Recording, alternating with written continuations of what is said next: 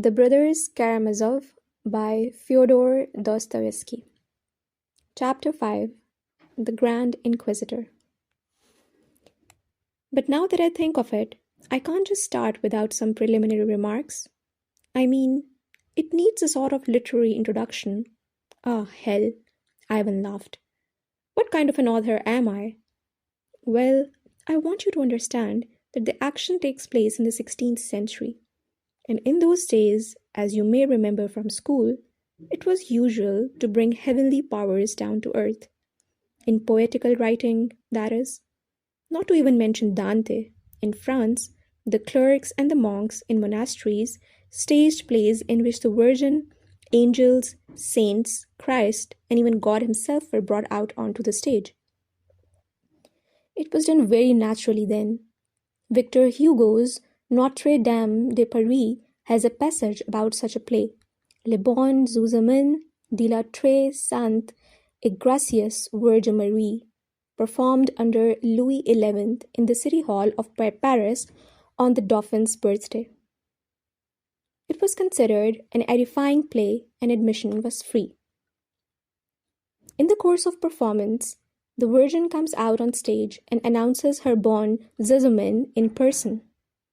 We, too, occasionally had plays like that performed in Moscow in the old days, before the rule of the Peter, plays based mostly on Old Testament stories.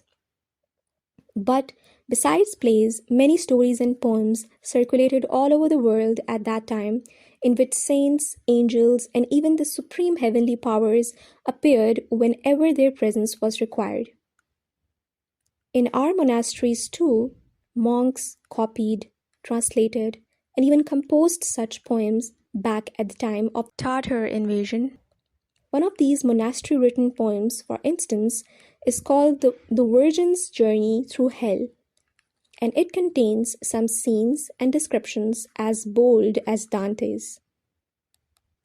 In the play, which is obviously influenced by the Greeks, the Mother of God visits hell, where Michael is her guide. She sees the sinners being tortured. Incidentally, there is one very interesting category of sinners there.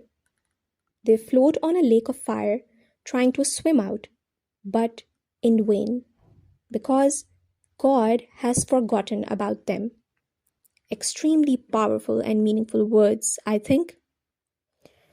Shocked and weeping, the Holy Virgin kneels before the throne of God and beseeches him to forgive all those she has seen in hell, every one of them, without exception. Her dialogue with God is absolutely fascinating. She pleads, she refuses to give up. God points to the wounds left by the nails on her son's hands and feet and asks, "How can I forgive his tormentors?" She then summons all the saints, all the martyrs, and all the angels to kneel with her before him and pray for the pardon of all the sinners without exception. In the end, she obtains from God a yearly suspension of all torture between Good Friday and Trinity Sunday, and the sinners in hell thank the Lord and cry out, "You are just in your judgment, O Lord." Well, what I'm trying to tell you is that my own little piece is a bit along such lines, as if it had been written in those days. In my piece, he comes on the scene. Although he doesn't say a word, he just appears and vanishes again. 15 centuries have passed since he promised to come in his glory. 15 centuries since his prophet wrote, "Behold, I come quickly." Of that day and hour knoweth no man, neither the Son, but the Father, as he himself announced when he was still on earth. But men still wait for him with the same faith, with the same love.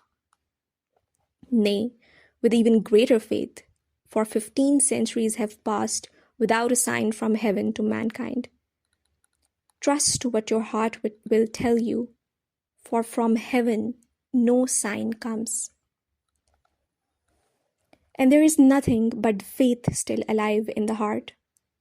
It is true, though, that many miracles happened in those days. There were saints who worked miraculous cures. To some holy men, according to the stories of their lives, the Mother of God came down in person. But the devil was not idle, and among men started some questioning the truth of these miracles. Just then there appeared a deadly new heresy in the north, in Germany, a huge star bright as a luminary. That is, the church fell upon the sources of the waters and they became bitter. The heretics blasphemously dismissed miracles, but that only made the faith of those who still believed more ardent. And as of old human tears rose up to him, people still awaited his coming and loved him, and men still placed their hopes in him and were prepared to suffer and die for him. For centuries, men had besieged him with faith and fervor. O Lord, our God, hasten your coming. And he, in his infinite mercy, had come down to them. He had visited saints, martyrs, and holy hermits while they were still on earth, just as it says in their lives. In Russia, our poet Yukev, believing deeply in the truth of these words, wrote, "Through our Mother Earth entire, wandering, his cross he bore. The heavenly King in slave's attire, blessing all he came before." And that is just what happened, believe me. He decided to show himself, if only for a moment, to his people, long-suffering, tormented, sinful people who loved him with a childlike love. My story takes place in Spain, in Seville, during the grimmest years of the Inquisition, when throughout this country fires were burning endlessly to the greater glory of God, and in autos da fe resplendent, wicked heretics were burned. Of course, this was not the coming in which he had promised to appear in all his heavenly glory at the end of time, and which would be as sudden as a bolt of lightning cutting the sky from east to west. No, he wanted to come only for a moment to visit his children, and he chose to appear where the fires were crackling under the heretics. In his infinite mercy, he came among men in human form, just as he had walked among them 15 centuries before. He came down to that sun-baked southern city the day after nearly 100 heretics had been burned all at once ad majorem gloriam Dei in a resplendent auto da fe by the order of the Cardinal, the Grand Inquisitor, and in the presence of the king, the royal court, knights, beautiful ladies in waiting, and the entire population of Seville. He came unobserved and moved about silently, but, strangely enough, those who saw him recognized him at once. This might perhaps be the best part of my poem. I mean, if I could explain what made them recognize him, people are drawn to him by an irresistible force. They gather around him, follow him, and soon there is a crowd. He walks among them in silence, a gentle smile of infinite compassion on his lips. The sun of love burns in his heart.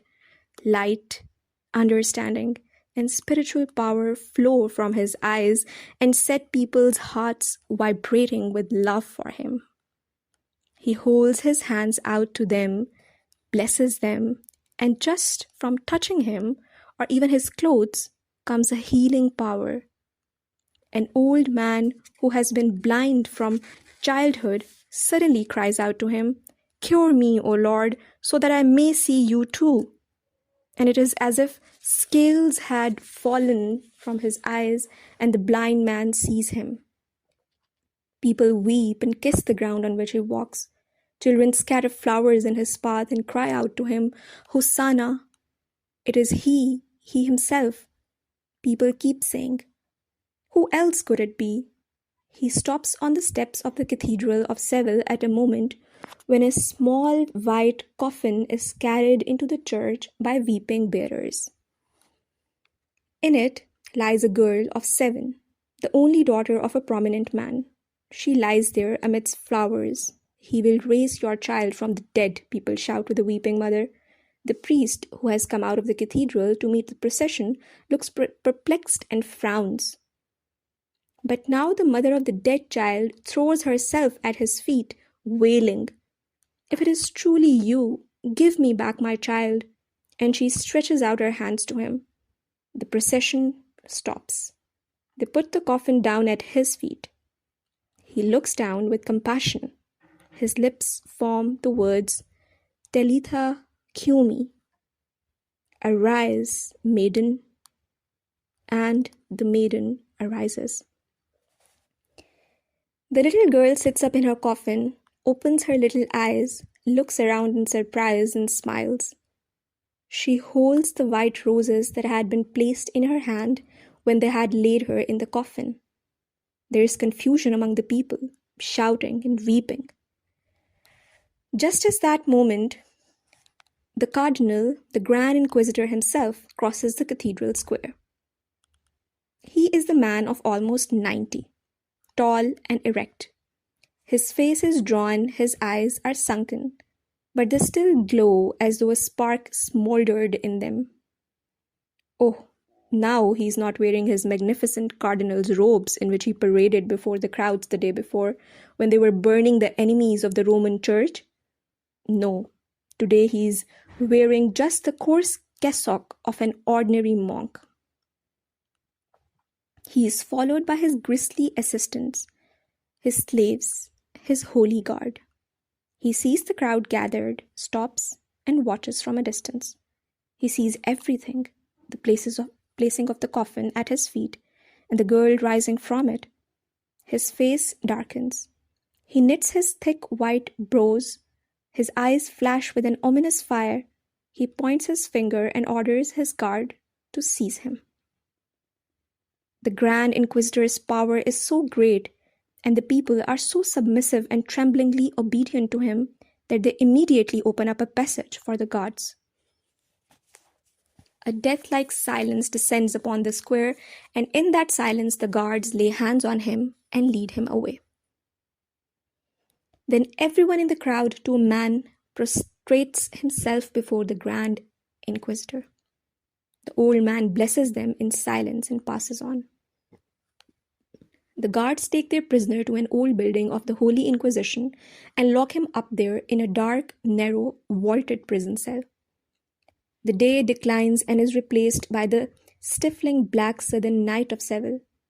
The air is fragrant with laurel and lemon. Suddenly, in the complete darkness, the iron gate of the cell opens, and there stands the Grand Inquisitor himself, holding a light in his hand. The old man enters the cell alone, and when he is inside, the door closes behind him. He stops, and for a long time, 1 or even 2 minutes, he looks at him. At last, he sets the light down on the table and says, "You? Is it really you?" Receiving no answer, he continues in great haste. "You need not answer me. Say nothing. I know only too well what you could tell me now. Besides, you have no right to add anything to what you said before. Why did you come here? To interfere and make things difficult for us? For you came to interfere. You know it. But shall I tell you what will happen tomorrow? Well, I do not know who you really are, nor do I want to know whether you are really he or just a likeness of him. But no later than tomorrow, I shall pronounce you the wickedest of all heretics and sentence you to be burned at the stake. And the very people who today were kissing your feet will tomorrow, at a sign of my hand, hasten to your stake to rake the coals. Don't you know it? Oh yes, I suppose you do," he added, deeply immersed in thought, his eyes fixed for a moment on his prisoner. "I don't quite understand what you're trying to say, Ivan," Alyosha said with a smile. Until then, he had listened in silence. "Is it just some wild fantasy, or is there a mistake in identity? A quid pro quo by your Grand Inquisitor?" "Why, You may assume the latter if you wish, Ivan said laughingly. Since, as I see, you have been so spoiled by a contemporary brand of realism that you cannot accept anything that is a bit fantastic. If you wish to call it an error of identity, all right, so be it. It is a fact, though, he said, starting to laugh again, that the Inquisitor is 99 years old. 90 years old. So he has had plenty of time to have been driven completely out of his mind by his ID fixie. As to his prisoner, he may have been struck by the man's looks. Or perhaps he was just having hallucinations, which can easily happen to a 90-year-old man close to death. And what's more, excited by the previous day's burning at the stake of 100 heretics. But really, why should we care whether it is a wild fantasy or a quid pro quo? What matters is that the old man must speak his mind. At 90, this is the first time that he is saying aloud something about which he has kept silent all those 90 years. And the prisoner? He just looks at him and says nothing? Why, yes, Ivan laughed once more. And that's as it should be in any case. Besides, the old man himself reminds him that he may not add a single word to what he has said before. I might add that this may be the most crucial feature of Roman Catholicism, at least the way I see it. It's as if the Grand Inquisitor said to him, "You have transmitted all your authority to the Pope, and now he wields it.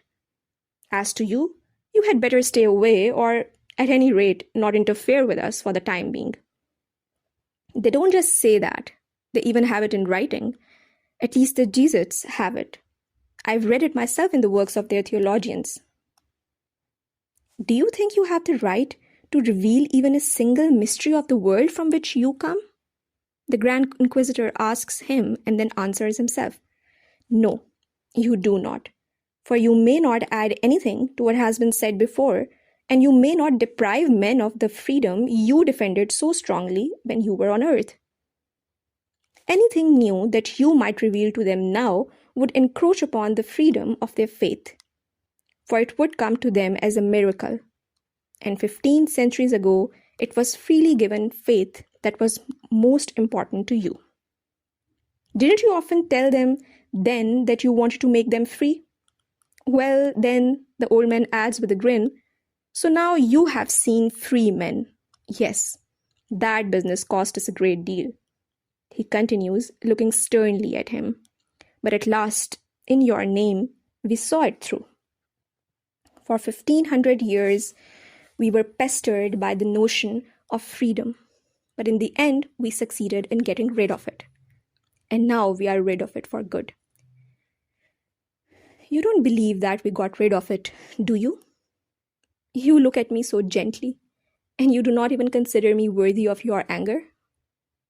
I want you to know, though, that on this very day, men are convinced that they are freer than they have ever been, although they themselves brought us their freedom and put it meekly at our feet.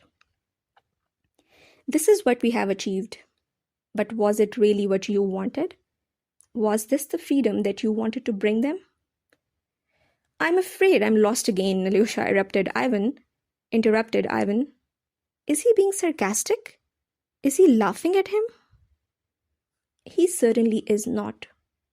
Indeed, he is claiming for himself and his church the credit for having done away with freedom and having thus given happiness to mankind. It is only now, he says, obviously thinking of the Inquisition, that it has become possible for the first time to think of men's happiness. Man is a rebel by nature. And how can a rebel be happy? You were warned, he says to him. There was no lack of warnings and signs, but you chose to ignore them. You spurned the only way that could have brought happiness to men. Fortunately, though, you allowed us to take over from you when you left. You made commitments to us. You sealed them with your word. You gave us the right to loosen and to bind their shackles. And, of course, you cannot think of depriving us of that right now. Why, then, have you come to interfere with us now? What does that mean? There was no lack of warnings in signs, Ilyusha said. Well, that's precisely the most important point the old man must make. The wise and dreaded spirit of self-destruction and non-existence, the old man went on, spoke to you in the desert. And we learned from the books that he tried to tempt you. Was he really trying to tempt you, though? Could anything be truer than what he revealed to you in his 3 questions that you rejected? Questions that were called temptations in the books. And yet, if a truly blinding miracle has ever happened on this earth, it happened on that day in the form of those 3 temptations. And it was precisely in those 3 questions that the miracle lay. If, for instance, those 3 questions asked by the dread spirit had been lost and we had had to rediscover and reinvent them, we would have had to assemble for that purpose all the world's wise men, rulers, high priests, scholars, philosophers, and poets, and to ask them to formulate 3 questions that would not only fit the magnitude of the occasion, but also express in a few words, in 3 brief human sentences, the whole future history of the world and of mankind. Do you really believe that the combined wisdom of the earth could produce anything comparable in strength and depth to those 3 questions that the wise and powerful spirit asked you that day in the desert? From those questions alone, from the miracle of their formulation, it must be clear that it is not a matter of a transient human mind, but of something absolute and outside time. For those 3 questions contain the entire future history of man, and they offer 3 symbols that reconcile all the irreconcilable strivings on earth which derive from the contradictions of human nature. It was not as clear at that time because the future was still unknown. But now, 15 centuries later, we can see that in those questions, everything was perfectly foreseen and predicted and has proved so true that there is nothing we can add or subtract anymore. Judge for yourself then. Who was right? You or the one questioned you? Do you remember the first question? It was worded differently, but this is its purport. You wanted to come into the world and you came empty-handed, with nothing but some vague promise of freedom, which in their simple-mindedness and innate irresponsibility men cannot even conceive, and which they fear and dread, for there has never been anything more difficult for man and for human society to bear than freedom. And now, do you see those stones in this parched and barren desert? Turn them into loaves of bread, and men will follow you like cattle, grateful and docile, although constantly fearful, lest you withdraw your hand and they lose your loaves. But you did not want to deprive man of freedom, and you rejected this suggestion, for you thought, what sort of freedom would they have if their obedience was brought with bread? You replied that man does not live by bread alone. But do you know that for the sake of that earthly bread, the spirit of the earth will rise up against you? Will confront and conquer you? And they will all follow him, shouting, "Who is there to match the beast who has brought us fire from heaven?" Do you know that more centuries will pass and men of wisdom and learning will proclaim that there is no such thing as crime, that there is therefore no sin either, that they are only hungry people. Feed us first and then ask for virtue. That will be the motto on the banners of those who will oppose you, of those who will raise your temple and build in its place a new terrifying power of Babel. And although they will never complete it, any more than they did the last one, nevertheless, you could have prevented men from making this second attempt to build the tower and thus have shortened their sufferings by 1,000 years. For in the end, it is to us that they will come, after this unnecessary 1,000 years of torment. They will find us hiding somewhere underground, hiding again in the catacombs, for we shall again be persecuted and tortured, and they will beg us, give us food, for those who promised us fire from heaven have not given it to us. And that will be the day when we shall find building their tower for them. For the one who feeds them will be the one who finishes building it, and we will be the only ones capable of feeding them. And we shall give them bread in your name and lie, telling them that it is it is in your name. Oh, never, never would they be able to feed themselves without us. There is no knowledge that could supply them with bread as long as they remain free. So, in the end, they will lay their freedom at our feet and say to us, enslave us, but feed us. And they will finally understand that freedom and the assurance of daily bread for everyone are two incompatible notions that could never coexist. They will also discover that men can never be free because they are weak, corrupt, worthless, and restless. You promised them heavenly bread, but I repeat, how can that bread compete against earthly bread in dealing with the weak, ungrateful, permanently corrupt human species? And even if hundreds of thousands of men follow you for the sake of heavenly bread, what will happen to the millions who are too weak to forego their earthly bread? Or is it only the thousands of the strong and mighty who are dear to your heart, while the millions of others, the weak ones who love you too, weak as they are and who are as numerous as the grains of sand on the beach, are to serve as material for the strong and mighty? But we are concerned with the weak too. They are corrupt and undisciplined. But in the end, they will be the obedient ones. They will marvel at us and worship us like gods, because by becoming their masters, we have accepted the burden of freedom that they were too frightened to face. Just because we have agreed to rule over them. That is how terrifying freedom will have become to them finally. We shall tell them, though, that we are loyal to you and that we rule over them in your name.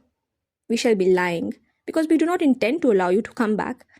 And it is in this deception that our suffering will consist, because we will have to lie. So this is the meaning of the first question you were asked in the desert. And this is what you rejected in the name of the freedom that you put above all else. And yet that question contains one of the greatest mysteries on which our world is founded. Had you been willing to give them bread, you would have satisfied the eternal craving of both individual man and human society as a whole, to have someone to worship. There is nothing a free man is so anxious to do as to find something to worship.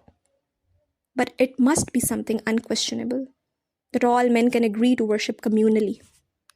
For the great concern of these miserable creatures is not that every individual should find something to worship, that he personally considers worthy of worship, but that they should find something in which they can all believe, and which they can all worship in common. It is essential that it should be in common. And it is precisely that requirement of shared worship that has been the principal source of suffering for individual man and the human race since the beginning of history. In their efforts to impose universal worship, men have unsheathed their swords and killed one another. They have invented gods and challenged each other. Discard your gods and worship mine, or I will destroy both your gods and you. And this is how it will be until the end of time, even after gods have vanished from the earth, for they are bound in the end to yield to idols. You knew, you couldn't help knowing, this fundamental mystery of human nature, and knowing it, you nevertheless spurned the only banner that was offered you, that would have made them follow you and worship you without a murmur, the banner of earthly bread. But you chose to reject it in the name of freedom, in the name of spiritual bread. And look what you did after that, again in the name of freedom. I tell you once more that man has no more pressing, agonizing need than the need to find someone to whom he can hand over as quickly as possible the gift of freedom with which the poor wretch comes into the world, but only one who can appease a man's conscience can take his freedom from him. In bread, you were offered something that could have brought you indisputable loyalty. You would give man bread and man would bow down to you, because there is nothing more indisputable than bread. But if at the same time someone else succeeded in capturing his conscience, then man might have spurned your bread and follow the one who ensnared his conscience. This is something about which you were right. For the mystery of human existence lies not in just staying alive, but in finding something to live for. Without a concrete idea of what he is living for, man would refuse to live, would rather exterminate himself than remain on this earth, even if bread were scattered all around him. That is so, but what came of it? Instead of seizing men's freedom, you gave them even more of it. Have you forgotten that peace and even death is more attractive to man than the freedom of choice that derives from the knowledge of good and evil? There is nothing more alluring to man than freedom of conscience, but neither is there anything more agonizing. And yet, instead of giving them something tangible to calm their consciences forever, you came to them with words that were unfamiliar, vague, and indefinite. You offered them something that was quite beyond them. It even looked as if you didn't love them. You who came to give them your life. Instead of ridding men of their freedom, you increased their freedom, and you imposed everlasting torment on man's soul. You wanted to gain man's love so that he would follow you, of his own free will, fascinated and captivated by you. In place of the clear and rigid ancient law, you made man decide about good and evil for himself, with no other guidance than your example. But did it never occur to you that man would disregard your example, even question it, as well as your truth, when he was subjected to so fearful a burden as freedom of choice? In the end, they will shout that you did not bring them the truth, because it is impossible to have left them in greater confusion and misery than you did, leaving them with so many anxieties and unsolved problems. You see then, you yourself sowed the seeds of destruction for your own kingdom, and no one else is to blame. And think now, was this the best that you could offer them? There are 3 forces, only 3, on this earth that can overcome and capture once and for all the conscience of these feeble, undisciplined creatures, so as to give them happiness. These forces are miracle, mystery, and authority. But you rejected the first, the second, and the third of these forces and set up your rejection as an example to men. When the wise and dreaded spirit placed you on the pinnacle of the temple and said, "If you would know whether you are the Son of God, then cast yourself down, for it is written, the angels shall hold him up, lest he fell and bruise himself. And you shall know then whether you are the Son of God, and shall prove how great is your faith in your Father." You heard him out, then rejected his advice, withstood the temptation, and did not plunge from the pinnacle. Oh, of course, you acted proudly and magnificently. Indeed, you acted like God. But can you expect as much of men, of that weak, undisciplined, and wretched tribe, who are certainly no gods? Oh, you knew very well at that moment that if you had made the slightest move to jump, you would have tempted God, proving you had lost your faith in him, and you would have been smashed against the earth that you had come to save, and would thus have gladdened the wise spirit who was tempting you. But again, how many are there like you?